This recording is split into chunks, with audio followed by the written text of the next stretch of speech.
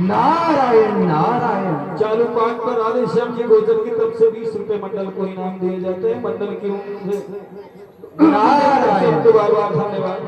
अरे इंद्र ने मेरी तपस्या भंग करने के लिए सबसे सुंदर देवताओं में जो सबसे सुंदर है, पूरी सृष्टि में जो सबसे सुंदर है, जो जहां भी जाता है सबकी तपस्या को भंग कर देता है, लेकिन वो कामदेव नारद की तपस्या को भंग नहीं कर पाया। नारायण नारायण।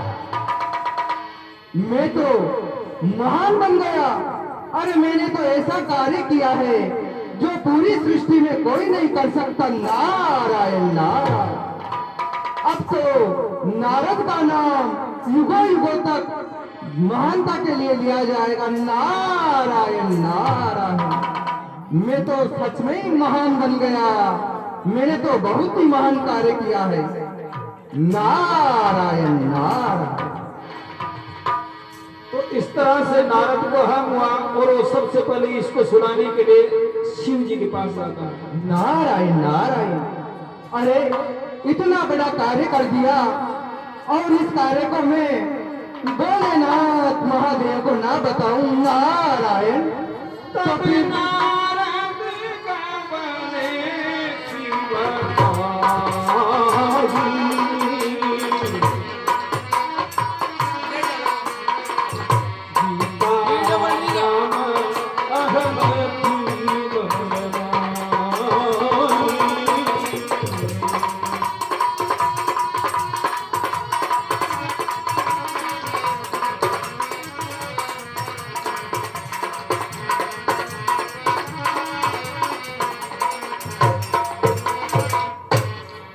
अरे मैं बहुत प्रसन्न हूँ और ऐसी प्रसन्नता तो मुझे जीवन में कभी नहीं मिली। नारायण नारायण। इस वृतांत को तो अब मुझे अविलंब महादेव से कहना चाहिए। अरे कैलाश पर्वत भी आ गया। नारायण नारायण नारायण। भगवान भोलेनाथ के श्री चरणों में नारद का प्रणाम। कहो नारद, आज बड़े प्रसन्न दिख रहे हो। हाँ महाराज, हे भोलेनाथ, आपसे क्या छिपाए, लेकिन सच में आज मैं बहुत प्रसन्न हूँ। नारायण नारायण। हे नारद, तेरी इस प्रसन्नता का कारण क्या है? तुम्हारे चरित्र संकार ही सुनाए।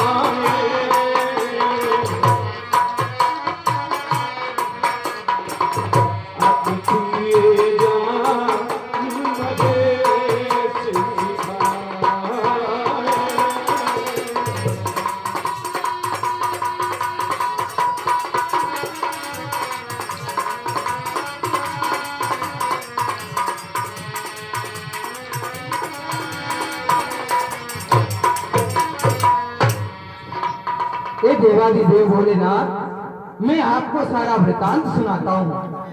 मैं भ्रमण करते करते और नारायण का जाप करते करते जब गहन कानन में चला गया तो मैंने वहाँ एक पवित्र गुफा को देखा।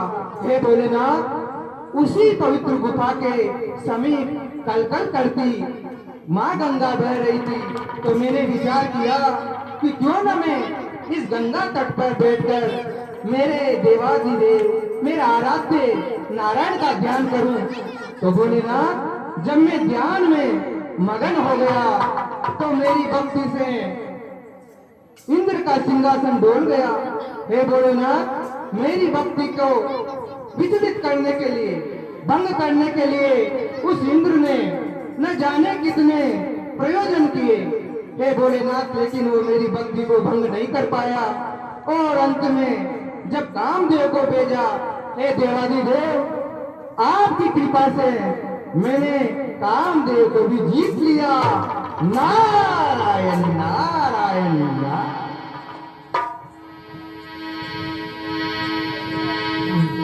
हे नारद, ये जो बात तूने मुझसे कही है वो श्री हरि विष्णु से मत कहना। क्या? ठीक है भोलेनाथ, अब मुझे आज्ञा दीजिए। नारायण दीन नारायण। उपदेश हित नहीं नारद सोहा, भरदाज कौतुक सुनाऊं तो हरि इच्छा बलवान। नारायण जैसे नारायण। भगवान की इच्छा थी, जो शिव जी ने कहा वो नारद को नहीं सुना। नारायण नारायण नारायण। अरे मैंने तो सोचा था कि इस संसार में मानव ही मानव से घृणा करता है, इंसान ही इंसान से जलता है। नारायण नारायण।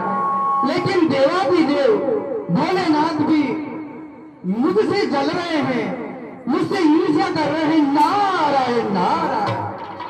ये बात अच्छी नहीं लगी और भोलेनाथ कहते हैं कि इस बात को मैं विष्णु को ना बताऊं, किसी को ना बताऊं। हे भोलेनाथ, मुझे आपसे ऐसी अपेक्षा नहीं थी। नारायण नारायण। कितना घृणा करते हैं, कितनी ईर्ष्या करते हैं भोलेनाथ। मैं तो अवश्य ही मेरे आराध्य भगवान विष्णु के पास जाऊंगा और इस सारी घटना को बताऊंगा। नारायण नारायण। इस तरह से जब प्रभु ने कहा तो नारद को ईर्ष्या और वो कहने लगा कि मैं तो जरूर जाऊंगा। और यहाँ से पहले वह ब्रह्मा विष्णु दोनों को बता, पहले ब्रह्मा जी के पास नारद जाते हैं। देखिए तो शंभु बचन सुनी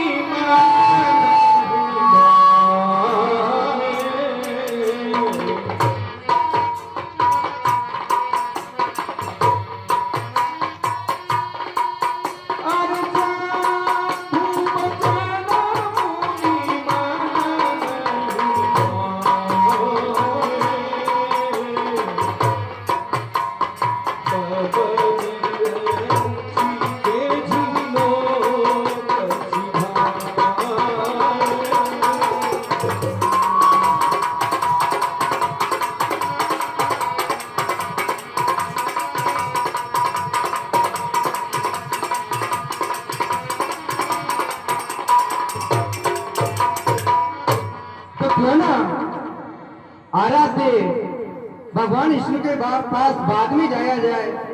पहले मैं ब्रह्मदेव के पास जाता हूँ ब्रह्मलोक में। नारायण, हाँ ये अच्छा रहेगा। नारायण नारायण। तो ब्रह्मा जी के पास जाने के बाद जब ब्रह्मा जी ने मना किया कि मुझे बताया जो तो बताया, लेकिन श्री हरि विष्णु को मत बताना, तो नारद और चीर गया और वहां से सीधा कि अब तो निश्चित रूप से मैं श्री हरि विष्णु के पास ही जाऊंगा। और वहां से देखो नारद श्री हरि विष्णु के पास जाता। नारायण नारायण। अरे ये क्या हो रहा है?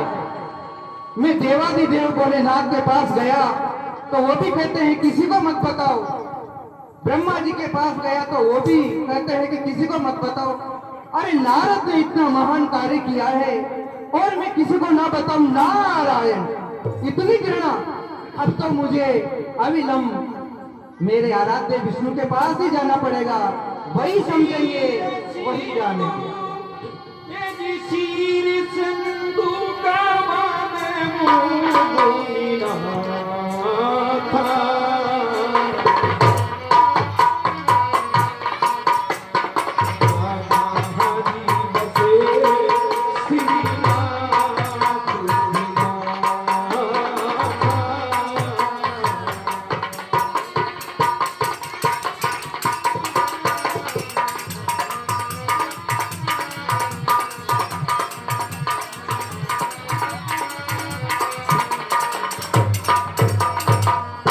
नारायण नारायण।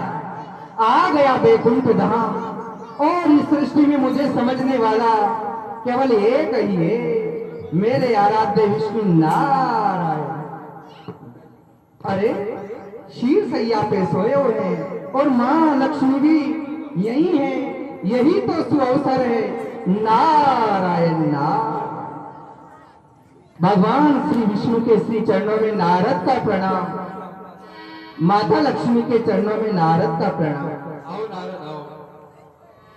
हे नारद, आज तुम बहुत ही प्रसन्न लग रहे हो नारद। हे भगवान, आप तो घट घट के व्यापी हैं, घट घट में निवास करते हैं, आपसे भला क्या छिपाए। आपने बिल्कुल सत्य कहा है, मैं आज अति प्रसन्न हूं। नारायण नारायण। हाँ नारद, मुझे तुम्हारी खुशी देखकर बहुत प्रसन्नता हुई नारद, नारायण नारायण। क्योंकि तुम मेरे परम भक्त हो नारद। रामचरित नारद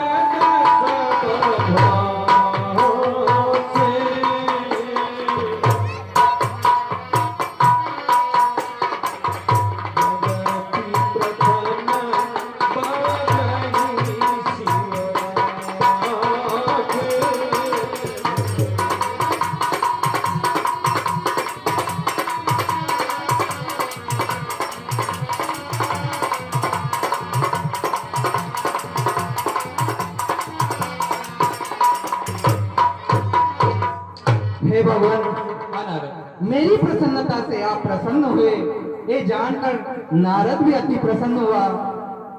हे नाथ, मैंने जो किया, मेरी प्रसन्नता का जो कारण है, कोई सुनने के लिए तैयार नहीं, इसीलिए मैं आपके श्री चरणों में पहुंचा हूं। नारायण। हे नारद, हमें भी तो पता चले आखिर तुम्हारे इस प्रसन्नता का राज क्या है। तो सुनिए। हाँ नारद, हे भगवान, जब मैं आपका नाम सुमिरन करते करते गहन कानन में पहुंच गया, तो वहां मैंने एक पवित्र गुफा को देखा। हे भगवान विष्णु, उसी गुफा के पास एक पावन सुरसरी गंगा नदी बह रही थी। ऐसे पावन धाम को देखकर मैं वहां पे मगन हो गया और मैंने विचार किया कि आपका नाम सुमिरन इसके तट पर बैठकर करूं तो मुझे आनंद मिलेगा। तो भगवान, मैं वहां बैठकर आपका ध्यान करने लग गया, तो मेरे ध्यान से इंद्र का सिंहासन भी डोल गया और उसने सोचा कि नारद मेरे सिंहासन पर का अधिकार न जमा ले, इसलिए मेरी भक्ति को बाधा पहुंचाने के लिए नाना प्रयत्न किए। हे भगवान विष्णु, लेकिन मेरी ध्यान को, मेरे तप को भंग नहीं कर पाया और अंत में जब कामदेव को भी भेजा तो आपके प्रभाव से मैंने कामदेव को भी जीत लिया। नारायण नारायण। वहाँ नारद हुआ तो रूख बदन करी बचन मधु बोले श्री भगवान, तुम्हारे सुमिरन ते मिटई मोह मार मधुमान। हे नारद, कहो भगवान। तुम वैराग्य में हो। हे नारद, तुम सदा सुमिरन करते रहते हो नारद, तुम सदा मेरा ध्यान करते हो। अरे मुझे बड़ी खुशी हुई कि तुमने कहा देव को जीत लिया नारद। हे भगवान, मुझे भी अपार सुख मिला है। आप ही हो जिसने मेरे हृदय को सुख पहुंचाया है। पहले भोलेनाथ के पास गया, फिर ब्रह्मदेव के पास गया, लेकिन किसी ने मेरी खुशी को नहीं जाना और घृणावत मुझे वहां से आपको न बताने की कहा। हे भगवान, लेकिन मैं तो आ ही गया। नारायण नारायण। तो करुणा निधि मन की खराबी,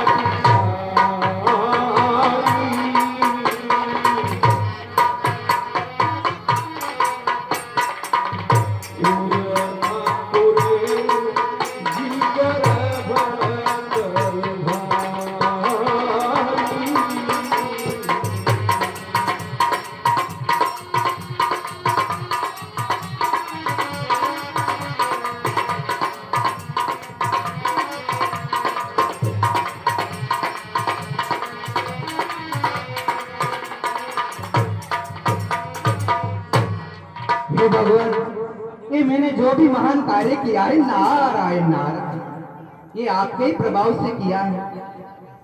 आपका आशीर्वाद इस नारद पर हमेशा बना रहे, यही मैं चाहता हूँ। नारायण नारायण। हाँ नारद, मेरी कृपा तुम पर सदा रहेगी। अब मुझे प्रस्थान करने की आज्ञा दीजिए।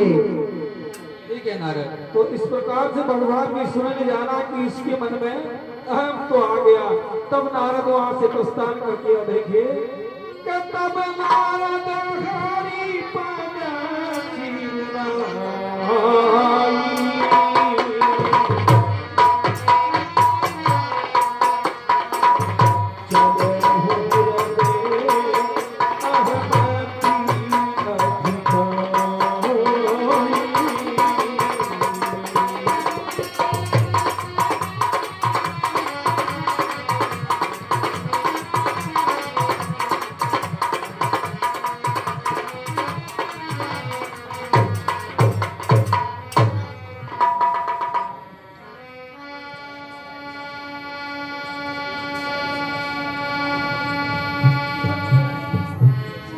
तो नारद तो वहां से चला गया, लेकिन देखे भगवान वह चीज है कि भक्त के अंदर अगर अभिमान भी आता है तो उसे तुरंत झराता है। हे देवी, मुझे लगता है कि नारद के अंदर अहंकार पैदा हो गया है। मुझे इसका जल्दी उपाय करना चाहिए, जब भी नारद अपने वैराग्य में वापिस आ सकेंगे। हे देवी, मुझे ऐसी माया रचनी होगी जिससे नारद के मन में जो अहंकार पनप रहा है उसका नाश हो जाए।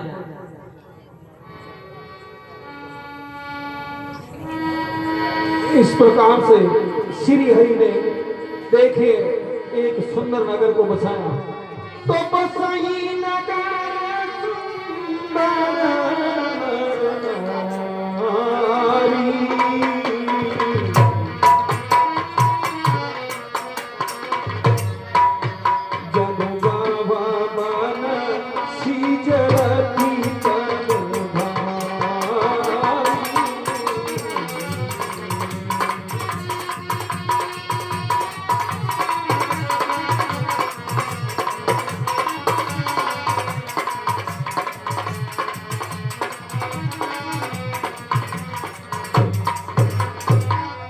नारायण नारायण नारायण नारायण।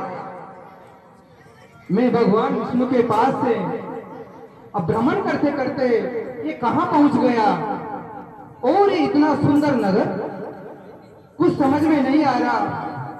मैं इतना घूमता हूं, इतना भ्रमण करता हूं, लेकिन ये स्थान मैंने पहले कभी नहीं देखा। नारायण, अरे ये अब ये कौन है? नारायण नारायण, तुम कौन हो? अच्छा, तो ये नगर किसी राजा का है और तुम उसके सैनिक हो? तो मुझे तो राजा से भेंट करनी पड़ेगी। चलिए गुरुवर, मैं आपको महाराज के पास लेके चलता हूँ। हाँ हाँ, ले चलो, देखते हैं कौन है इस सुंदर नगर के राजा। नगर तेई सतयोजने श्रीनिवास पुरते अधिक रचना। इतना बड़ा नगर, 7 योजन का, इतना सुंदर, साक्षात वैकुंठ है। भगवान विष्णु के ऐसा सुंदर नगर होगा, और ऐसा ही नगर लेकिन मैंने पहले नहीं देखा। नारायण नारायण। अब तो मुझे राजा से मिलना ही पड़ेगा। कौन है इस सुंदर नगरी का राजा? नारायण नारायण।